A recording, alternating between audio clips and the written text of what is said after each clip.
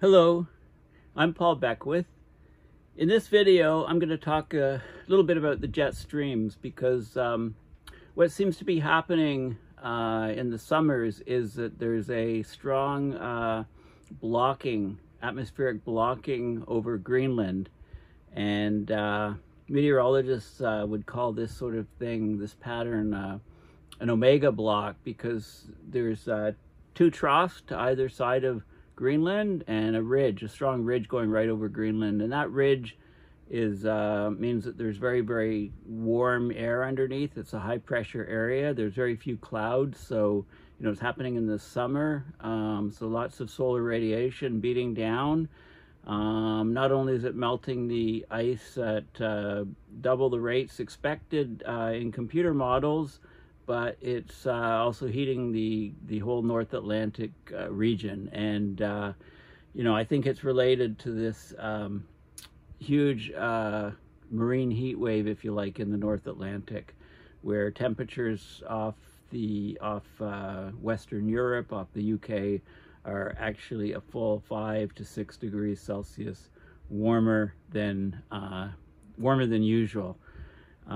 So there's many reasons for this type of behavior in the jet streams, but it's mostly the very, very warm Arctic temperature amplification. The Arctic is warming much, much faster than the rest of the planet, so it slows the jet streams. They become wavier in the north-south direction and actually get stuck. So a new peer-reviewed paper just came out recently talking about the connection of the Greenland blocking pattern, the large high pressure ridge over Greenland, and it relates it to spring snow melt in the Arctic, which is setting record levels. And I'll show you some data from the Rutger Snow Labs. So what's happening is we're getting early loss of snow cover in the spring. That land underneath is warming and drying, and then as you head towards the summer, it gets warmer and warmer and warmer, and you get this strong high pressure area, this strong sort of heat dome, and this is then contributing to the blocking over Greenland and so on. So, we're setting all kinds of records, as you know, on the planet. Record wildfires, record temperatures. We just set a global temperature record, I think, of 17.01 degrees Celsius, the warmest day ever, just yesterday. Record wildfires, of course, in Canada, also in Siberia. Massive heat dome down in Texas, where we actually reached, or very, very close to reached, wet bulb temperatures there. Heat wave in China. All of this, the weather system seems to be breaking down, in our climate casino. But anyway, I want to focus on jet streams, so I'll give you some background on, what's happening with the jet streams and some of the recent connections of the jet stream to, say, the Texas heat wave and the record high melting in the Arctic and the high temperatures in the North Atlantic. And on the other hemisphere, in the South Pole, we're getting record low Antarctic sea ice formation. So the whole planet is under threat from abrupt climate system change. Okay, so what I showed at the very beginning is one of my favorite websites, Earth Null School. So just Google Earth Null School.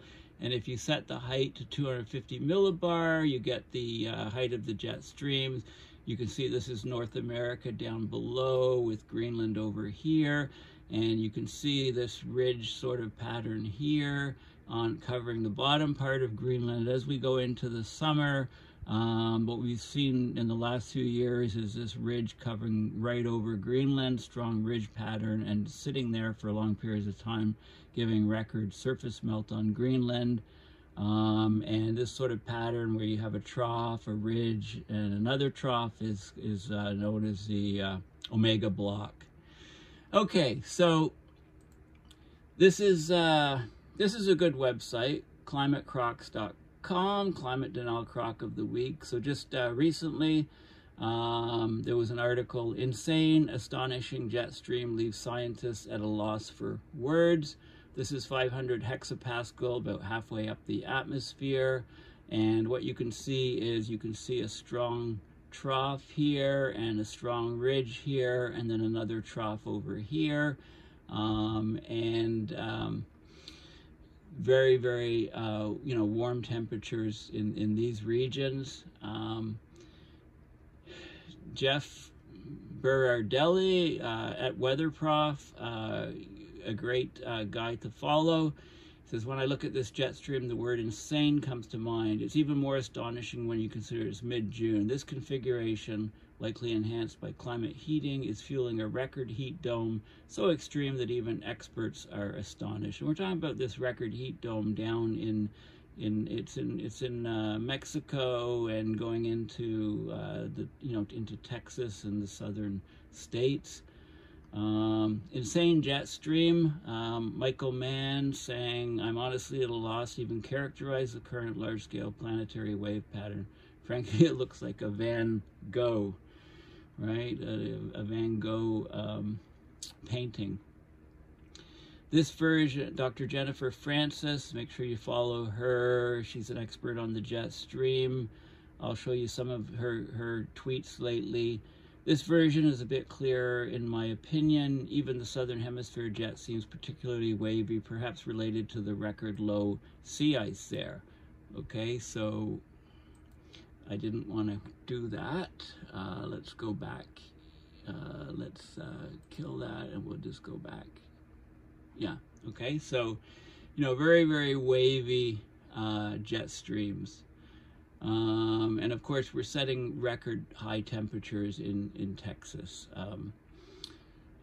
Here, it's very unusual, not just for June, but for the summer as a whole. So here's San Angelo Matthews Field Airport in Texas, USA.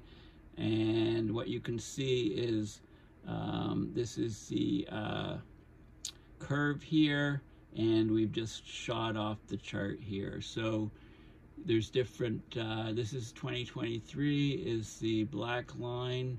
So we've exceeded, records that things we would expect even in July and August when it's warmer. We've exceeded those temperatures. All-time high temperature record of 111, hitting 112 this afternoon. They've been keeping records since 1907. Here's global sea surface temperature anomalies from 60 north to 60 south, relative to a fairly recent mean, 1982 to 2011, fairly recent mean, and it's just been going off the charts and continuing on its excursion up. Very, very weird, very, very high temperatures. Okay, so that's the sort of thing that's happening. This is the, this is the particular heat dome that we're seeing, covering Mexico and Texas, and the jet stream here. So this is a a low and a high here. This is a classic omega block with the heat dome sitting under here. Extremely weird temperatures for this time of year. Even if this was happening in the middle of the summer, it would be exceptional heat. And the humidity heat combination has been high enough to actually, we've had at least 100 people killed in Mexico, people killed in Texas. Very, very hot, very, very humid, very, very unsafe for humans, these sort of temperatures. Imagine a big power failure in this region and you get mass casualty event occurring if they lost the air power for air conditioning. Heat wave Taco in Mexico is beyond your Cat 5, it's Cat 7. It's simply something in its own league. Nothing like this even can attempt to compare. Records obliterated all over with insane margins and beaten as many as 7 days in a row. Heat index numbers of 120. The heat wave is incredibly resilient, just parked over Mexico for over a week. And then heat indexes in the US. I mean, look at these incredible, you know, heat indexes.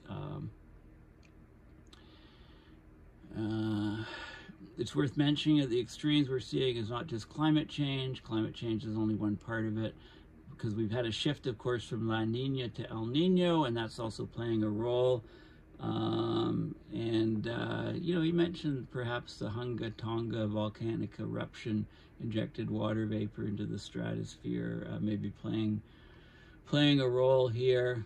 Okay, so all kinds of records being set there from a very unusual jet stream. Now, Jennifer Francis, it's worth following her. Let's have a look at what she's been saying.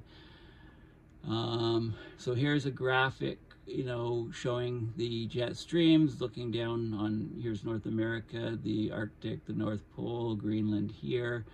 You know, the graphic omits the role of Arctic warming and weakening of the polar jet.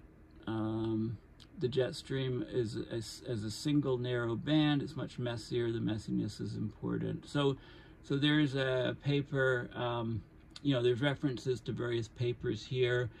And I'll show you one of the most recent papers that I think is one of the most important. So here we are, Greenland's on track for a major melt just days after the last. Such back-to-back events have significant implications for the snowpack to hold on to the meltwater, as well as for melt season overall. Okay, so the fringes of Greenland are just getting warmer and warmer and warmer. This is the freezing point, the division, the dashed line here. So we're getting lots of melt. Here's a graphic from that was in the Financial Times article. It shows basically, this is the pattern, the omega block, okay, where you have a low, a high, and a low. That's like the omega symbol. And the heat dome is sitting here, low pressure, high pressure. The heat dome is sitting here. So warm Pacific air is getting trapped in the jet stream, forming the omega block loop. Warm air expands upward, it rises upward. The high pressure above, it forms a dome that prevents the warm air from escaping, so it's kind of trapped. The high pressure forces warm air, you know, that rises back to the ground. The warm air compresses as it sinks, releasing even more heat, building the heat dome even more. And the heat causes the ground to lose moisture, further increasing the warming and increasing the likelihood of wildfire. The heat dome prevents clouds from entering, which would help cool the temperatures because it's a high pressure area. Okay, so that's a good graphic. These are just tweets from and retweets from Dr. Jennifer Francis. Why smoky skies are the new abnormal and wildfire is a dated term. So there's the proposed linkage between early North American snowmelt and increased Greenland blocking and associated ice melt is what I'll be talking about in the new paper. This is an illustration from the paper where you get low snow cover in the spring, so you get early depletion of soil moisture here, and this becomes the soils are very dry, it heats up.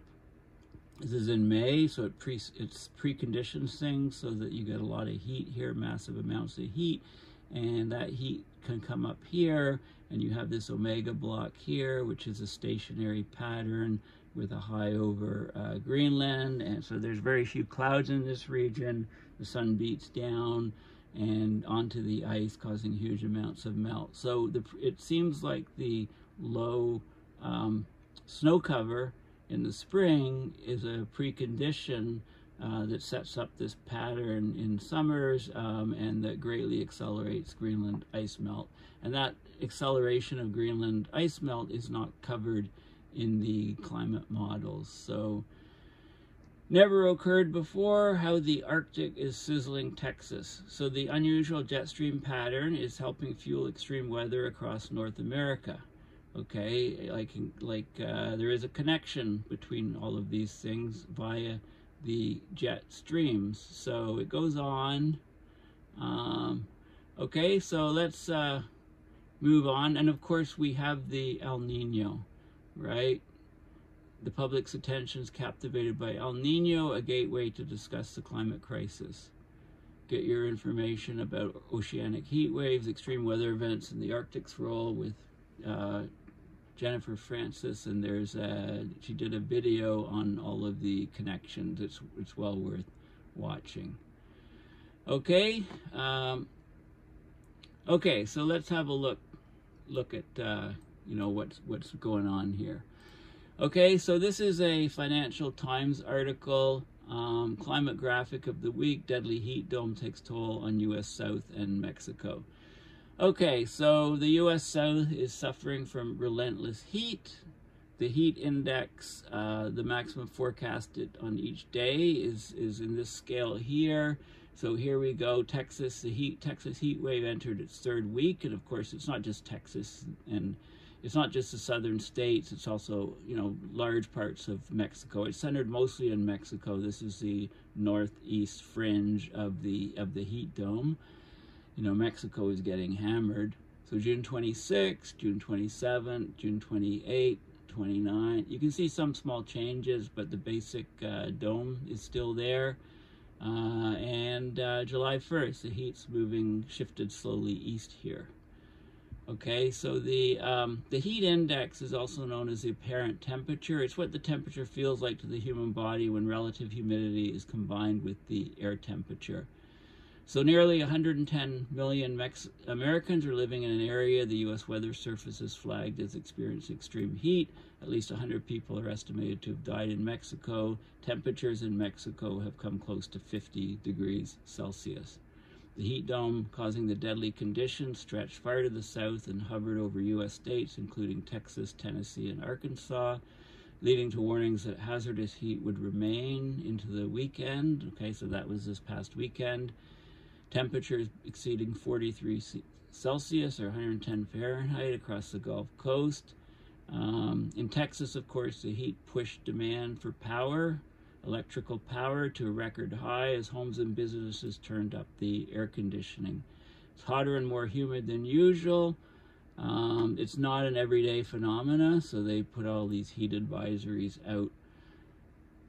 So Mexican health authorities attributed the deaths of more than 100 people to heat stroke and dehydration over the last 2 weeks of June, as citizens endured a 3-week heat wave that stretched the power grid's capacity. And I showed you this image.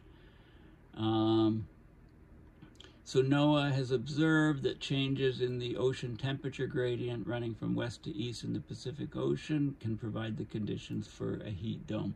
This is electricity demand in Texas during the June heat wave. So 2023 is in the darker red and the pink is 2022. And you can see already, you know, if this heat continues as we can expect, it's going to blow away all the records this summer. The Western Pacific water temperature has risen over the past decades compared with the Eastern Pacific. So there's a pressure difference. It causes warm air to rise and be blown east before being drawn over the land by the northern shifts of the jet stream. Okay, so the jet stream, the waves are becoming larger in the north-south direction, so they move more slowly, eventually become stationary, leading to hot or cold air being trapped. So Jennifer Francis, she's at the Woodwell Climate Research Center, senior scientist there, said the ocean's warming because of climate change, in turn causing larger waves in the jet stream. What we're seeing the last few months is an extreme level of waviness. So the jet stream is weakened, developed larger, slower moving waves as the temperature difference between the Arctic and the rest of the globe is reduced. Okay, I've talked about ad nauseum for years.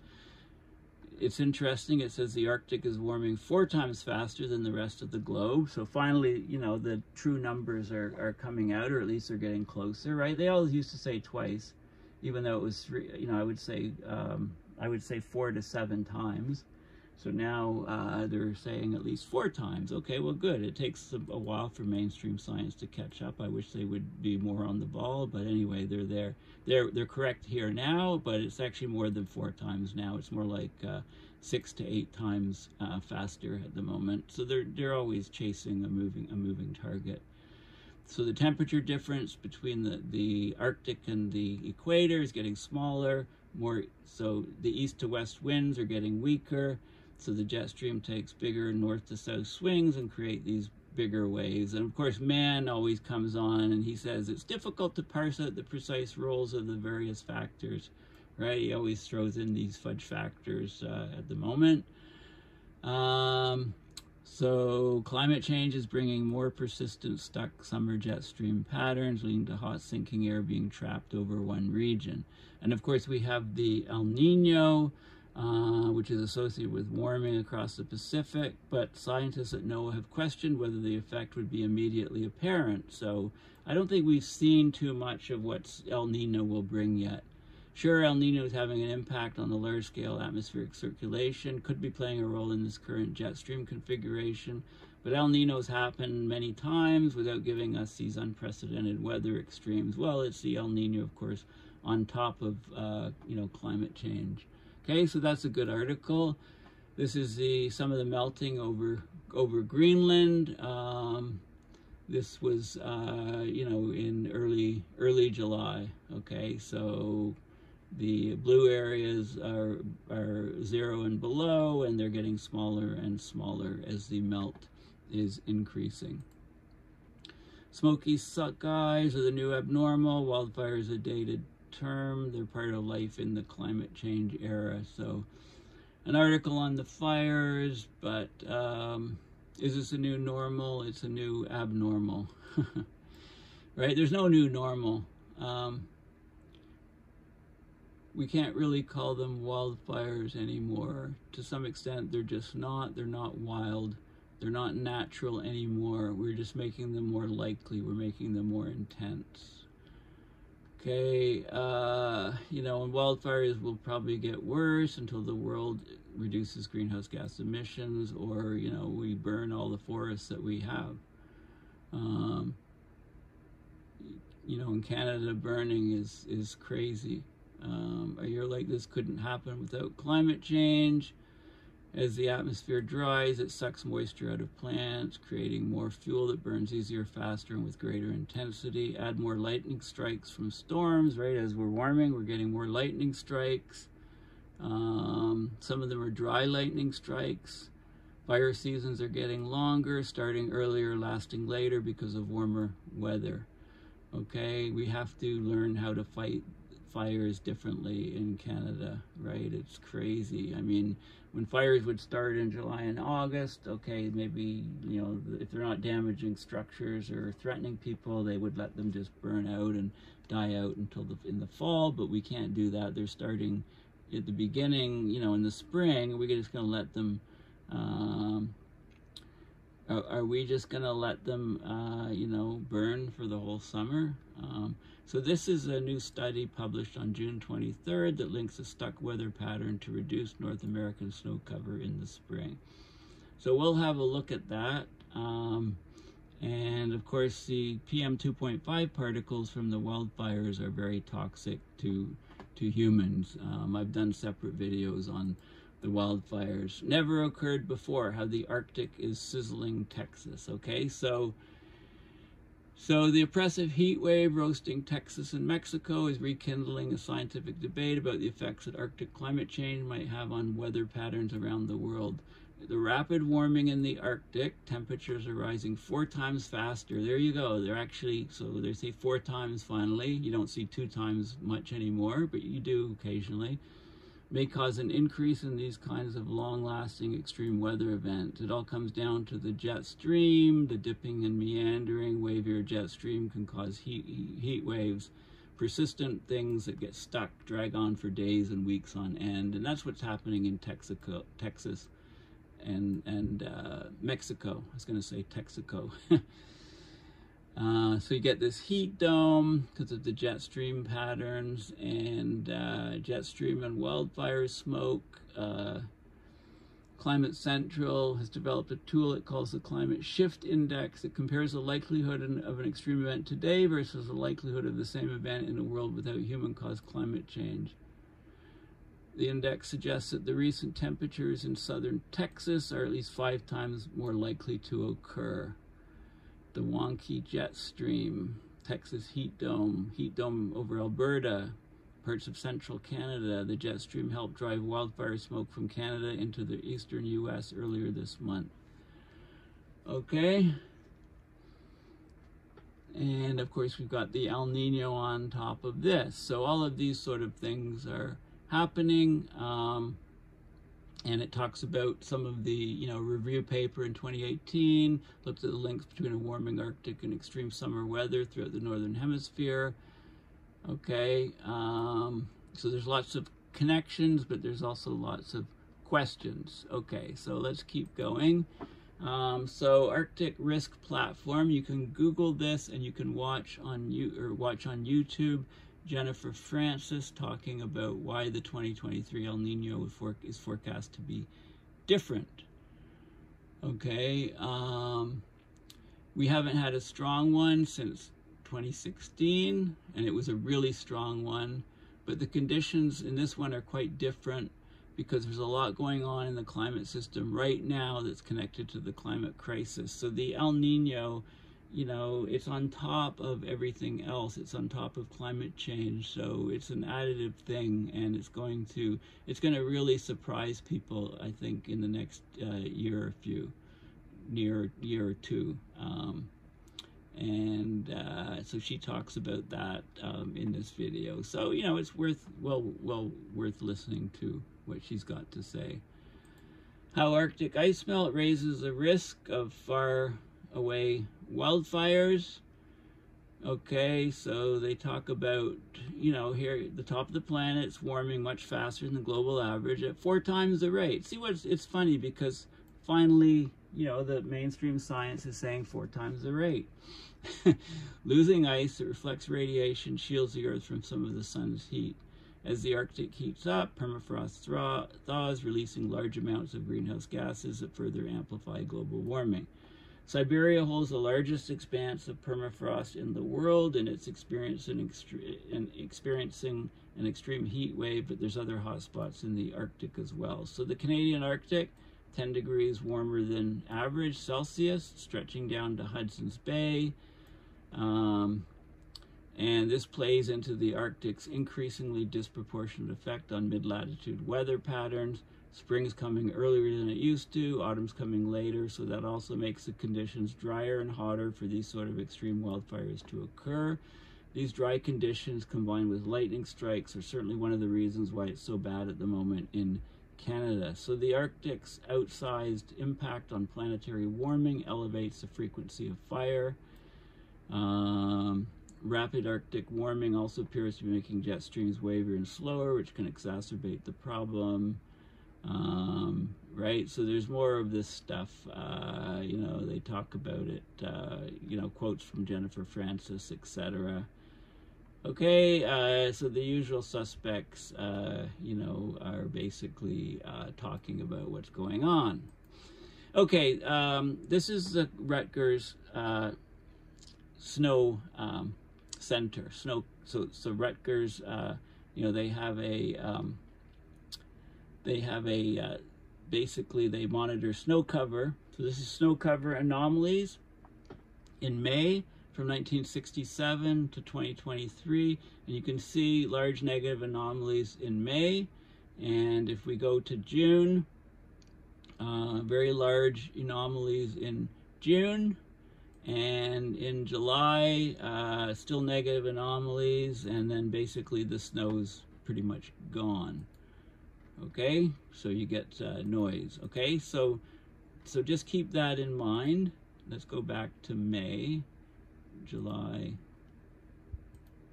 Okay, so here we go in May. So this is in North America. You can look at it in Eurasia, again anomalies, or you can look in the whole Northern Hemisphere. So May, negative anomalies. This is millions of square kilometers, so down a couple million square kilometers over the long-term baseline. And this is in June, down more like, 3 to 4 million square kilometers. And this is in July. Okay, so it's happening in North America, it's happening in Eurasia too. Okay, so this is Eurasia. So remember that. May, June, July, really reduced snow cover. Okay, so this is having an effect on the jet streams. It's feeding back into the blocking pattern that is forming over Greenland. So this is the paper. I'll just, a couple terms that are in the paper I want to emphasize. Synergistic, of course, it means it's two things combined and the effect is greater than the sum of their separate effects. The synergistic interaction of mind and body. Okay, so that's used quite a bit in the paper. Concomitant is naturally accompanying or associated, and there's a term isohypes, also known as a height contour. So it's a line of equal geopotential height. Okay, isohypes are shown on a constant pressure surface, basically. Okay, so those are the preliminaries. So let's look at this paper. Now this is open source. It was just published June 23rd in Nature Communications. So the exceptional atmospheric conditions that have accelerated Greenland ice sheet mass loss in recent decades have been repeatedly recognized as a possible dynamical response to Arctic amplification. That's the Arctic warming much faster than the global average, much faster than the equator. Here we present evidence of two potentially synergistic mechanisms acting together. So the result is greater than the sum of the parts, linking high latitude warming to the observed increase in Greenland blocking. Okay, consistent with a prominent hypothesis associating Arctic amplification, that's Arctic temperature amplification, excuse me, and persistent weather extremes, we show that the summer atmospheric circulation over the North Atlantic has become wavier and linked this wavier flow to more prevalent Greenland blocking. Also, so keep in mind too that the sea surface temperatures in the North Atlantic have just crushed all previous records, 5 to 6 degrees Celsius warmer than they should be. Okay, and they're under this, you know, huge dome sort of pattern. And I think it's going to get more pronounced as we move, you know, through July, maybe even into August. While a concomitant decline in terrestrial snow cover has likely contributed to this mechanism by further amplifying warming at high latitudes, we also show that there is a direct stationary Rossby wave response to low spring North American snow cover that enforces an anomalous anticyclone over Greenland. That's a high pressure area, thus helping to anchor the ridge over Greenland in this wavier atmospheric state. So it reinforces itself, it gets stuck, and the heat builds up and builds up. It gets even more intense in the high pressure area over Greenland. Okay, so that's the gist of this. So summer atmospheric circulation in the Northern Hemisphere has undergone a pronounced shift in recent decades. Nowhere has this been more apparent than over the North Atlantic. Observations have revealed a more prevalent negative phase of the North Atlantic oscillation since the turn of the century, and a coincident increase in the frequency of anomalous, quasi-stationary anticyclonic conditions known as atmospheric blocking over Greenland. Greenland blocking episodes, you get a transport of warm, moist air from lower latitudes right over the Greenland ice sheet, and it promotes widespread melt of the Greenland ice sheet through a spatially variable surface energy balance response and consequent positive feedback mechanisms. So this dynamical forcing of the Greenland ice sheet has been a primary cause of accelerating surface runoff in recent decades. It's estimated that a continuation of these more frequent anticyclonic conditions would result in approximately twice the surface mass loss projected by global climate models. Okay, so the climate models are under-predicting the surface melt of Greenland by, a factor of 2 or so. That's all. Okay, so those climate models fail to capture the observed shift in atmospheric circulation over Greenland. Okay, so the upper range of climate projections underestimate the contribution of Greenland ice sheet Greenland ice sheet runoff to global sea level rise. So it's critically important to understand whether these observed changes are merely a temporary manifestation of internal variability or a continuing consequence of anthropogenic climate change. And I think we kind of know the answer to this. So the question is does Arctic amplification, AA, an elevated rate of warming at high latitudes relative to low latitudes under global climate change, cause more frequent persistent weather extremes, including both winter cold spells and summer heat waves? So this is an active area of research, but I think it's pretty clear if you take the top-down approach, this has to be happening. You know, why do the jet streams exist? Because of the temperature difference. Okay, so the reduced meridional temperature gradient caused by Arctic amplification results in weaker westerlies as dictated by the thermal wind relation and a higher amplitude or wavier jet that propagates downstream more slowly, thus favoring persistent extremes like the atmospheric blocking. Okay, so this is what seems to be happening. Okay, so they actually looked at centered Greenland in their study, and this is in 2001 on an August day versus a July day in 2012, and you looked at the jet stream, kind of the sinuosity. The sinuosity is 1 if it was following this dashed line, but because of the waves it's greater than 1. But then if you look at it in 2012, it's like completely wavy. It's crazy, you know. So these are different atmospheric heights, different pressure levels as you go from the lower altitude to the higher altitude and lower pressures. And you can see the factors, these factors of the sinuosity are much larger than 1, so it's much wavier. So this is a good way to measure the waviness of the atmospheric circulation over the North Atlantic. And let's have a look at some of the other results. So, I should point out here that the spring snow cover extent has been shown to influence summer atmospheric circulation through its residual impact on soil moisture. So in what is referred to as the snow hydrological effect, anomalous. So if you have really low spring snow cover extent, there's depletion of soil moisture, happens earlier, so there's greater sensible heating of the atmosphere in summer, and that can influence the generation of these Rossby waves. Early snowmelt over Eurasia has been linked to a stationary wave response that persists through summer with increased blocking over eastern Siberia and an amplified ridge of high pressure over southeast Greenland in September. Okay, so there seems to be a delayed influence on the atmospheric circulation of this snow cover extent loss. Okay, so this is what they measure. Okay, so they measured the sinuosity, and they measured the blocking.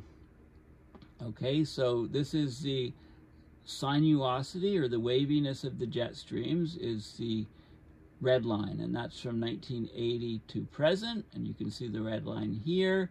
And this is the Greenland blocking index, and it tracks very, very closely the sinuosity, and you can see that it's getting higher and higher with some fluctuation.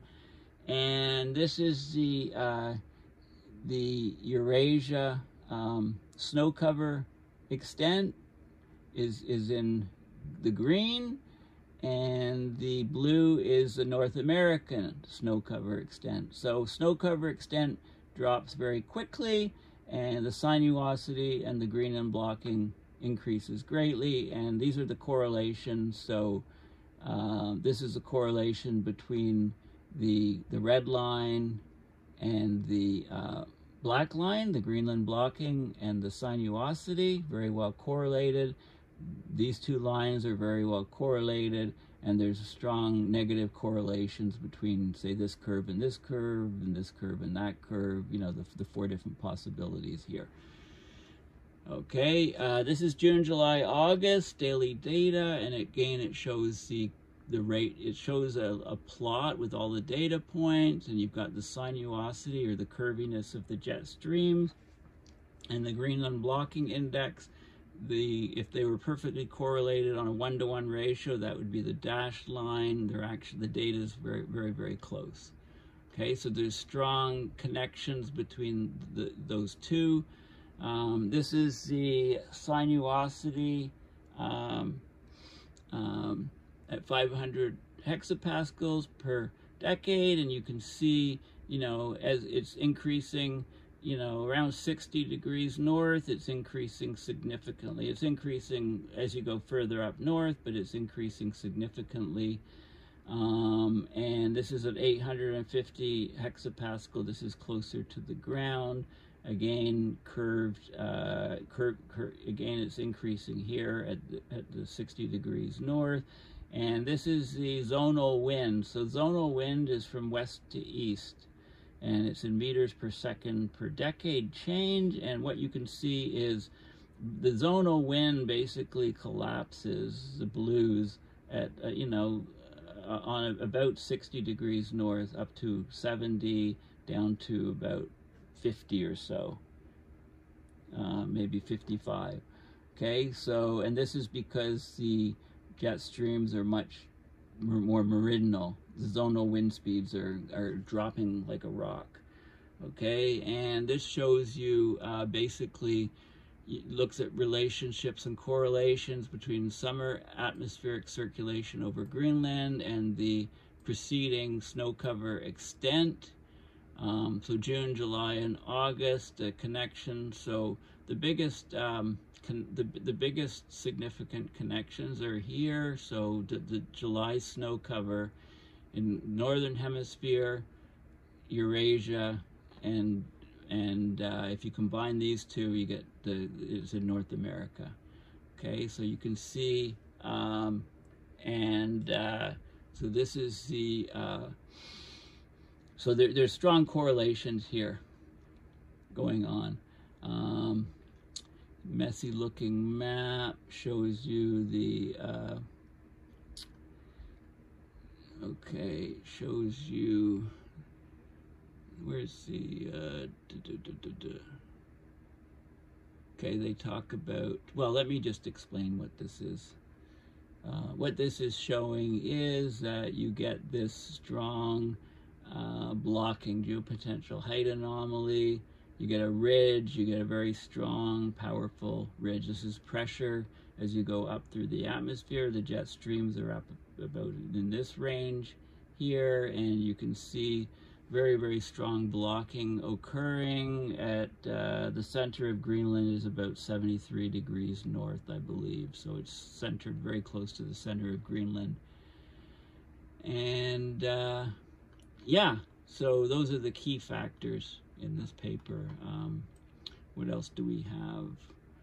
This is snow cover frequency.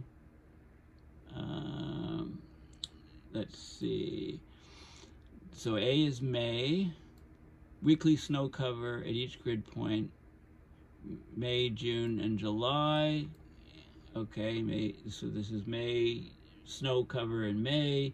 And then in June, right, the snow is receding. In July, the snow is receding. And then you get the correlation coefficient relating the total number of weeks with snow cover and the monthly mean Greenland blocking index for the following July, a few months later. Okay, so the snow cover in these regions is important for that ridge that forms a few months later. Soil moisture, drying out, sensible heat flux, 2-meter air temperature, very, very warm temperatures here. This is in May, this is in June, and this is in July. Okay, so so the warming here, It's related to the snow cover disappearing earlier and the soil drying out, and then you get this blocking pattern, which is shown here, which I showed you at the beginning. So this is in May. So you get low snow cover in these regions. This is the jet stream here. You get a very early depletion of soil moisture in the soil of these regions. Then what happens is, so this is May, a couple months later, June, July, this is July, you get dry soils here and a very, very warm surface. And what that does is you get a low pattern here of the jet streams, and this warm air goes up into Greenland. You get a high pressure area here, a low pressure here. This is the classic omega block. So not only do you get, you know, stuck jet streams and very rapid melt of Greenland, but you get all these anomalous, you know, weather patterns occurring. And what we're seeing is that this has actually moved down even further into, you know, Mexico and Texas and the southern states down here. Okay, this dome's actually much larger. So that's what we're seeing. Okay, yeah, okay, so that's in a nutshell. So we're getting, basically the Arctic temperature amplification is occurring not just because of the rapidly vanishing sea ice, right? And when the sea ice goes, we have the ocean water underneath, which is much darker. The albedo is much lower. It absorbs much more sunlight, causes much greater warming.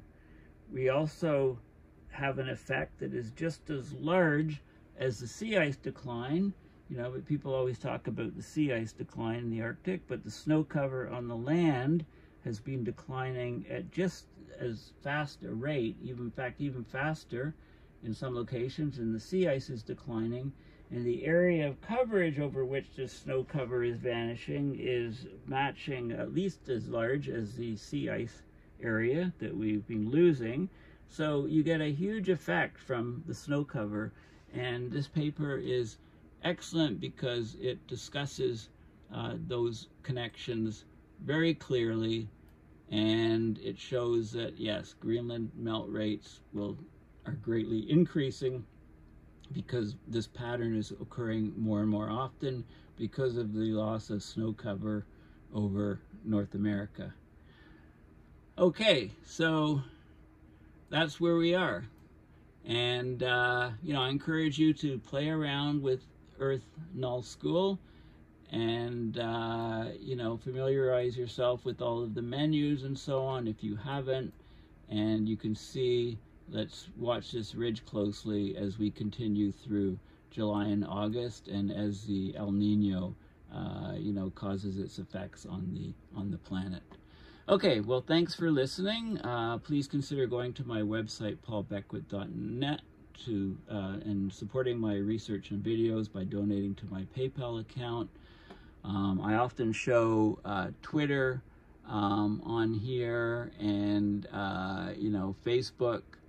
But I also post, whenever I do a video, I post on, whenever I upload a video on YouTube, I then tweet it out, okay, and then I post it on Facebook on my two pages, on my page and my personal page and my group or whatever, and then I post it in LinkedIn, then I post it in Instagram, I post it in Reddit, on the subreddit climate, r/climate, this climate subreddit.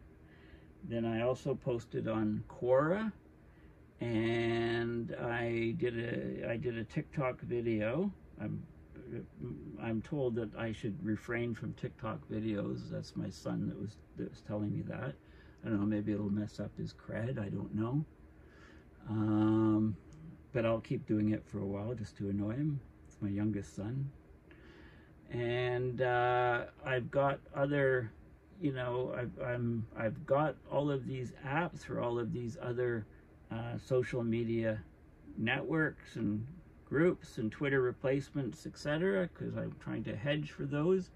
You know, if some of them crap out, you know, maybe Twitter will at some point soon with all the nonsense going on. So anyway, I'm always, you know, trying to get this message out more. So if you're, you know, please, when you see my posts, please like them, you know, resubmit them or whatever, or cut and paste them and post them on your own groups, because that really helps getting more and more people these climate messages.